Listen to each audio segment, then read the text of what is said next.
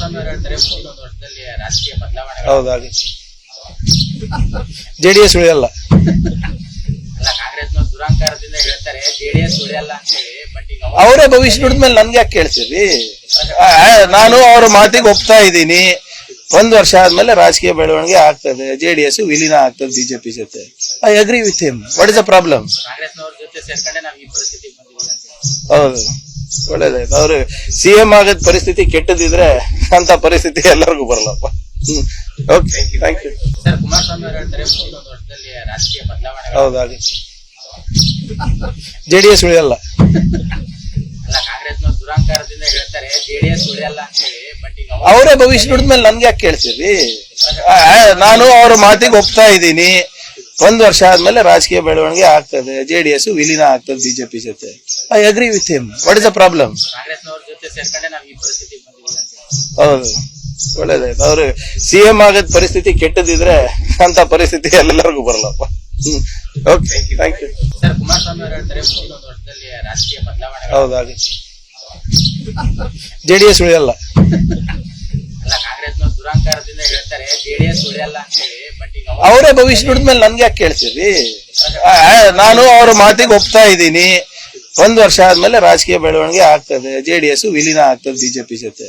I agree with him. What is the problem? ಕಾಂಗ್ರೆಸ್ನವ್ರ ಜೊತೆ ಸೇರ್ಕೊಂಡೆ ನಾವು ಈ ಪರಿಸ್ಥಿತಿಗೆ ಬಂದಿದ್ದೀವಿ ಅಂತ. ಹೌದು, ಒಳ್ಳೇದಾಯ್ತು. ಅವ್ರು ಸಿಎಂ ಆಗದ್ ಪರಿಸ್ಥಿತಿ ಕೆಟ್ಟದಿದ್ರೆ ಅಂತ ಪರಿಸ್ಥಿತಿ ಎಲ್ಲರಿಗೂ ಬರಲ್ಲಪ್ಪ. Okay, thank you. Sir, Kumaraswamy ಅವರು ಹೇಳ್ತಾರೆ ಮುಂದಿನ ವರ್ಷದಲ್ಲಿ ರಾಜಕೀಯ ಬದಲಾವಣೆ. ಹೌದಾಗುತ್ತೆ. JDS ಉಳಿಯಲ್ಲ.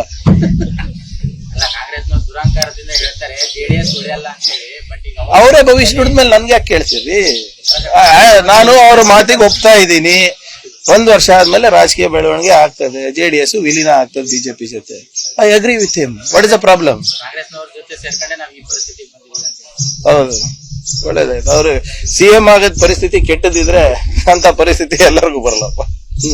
Okay, thank you. Sir, Kumaraswamy ಅವರು ಹೇಳ್ತಾರೆ ಮುಂದಿನ ವರ್ಷದಲ್ಲಿ ರಾಜಕೀಯ ಬದಲಾವಣೆ. ಹೌದಾಗುತ್ತೆ. ಜೆಡಿಎಸ್ ಉಳಿಯಲ್ಲ. ಅಲ್ಲ, ಕಾಂಗ್ರೆಸ್ನ ದುರಂಕಾರದಿಂದ ಹೇಳ್ತಾರೆ ಜೆಡಿಎಸ್ ಉಳಿಯಲ್ಲ ಅಂತ ಹೇಳಿ. ಬಟ್ ಈಗ ಅವರೇ ಭವಿಷ್ಯ ನುಡಿದ್ಮೇಲೆ ನನ್ಗೆ ಯಾಕೆ ಕೇಳ್ತೀರಿ? ನಾನು ಅವ್ರ ಮಾತಿಗೆ ಒಪ್ತಾ ಇದ್ದೀನಿ.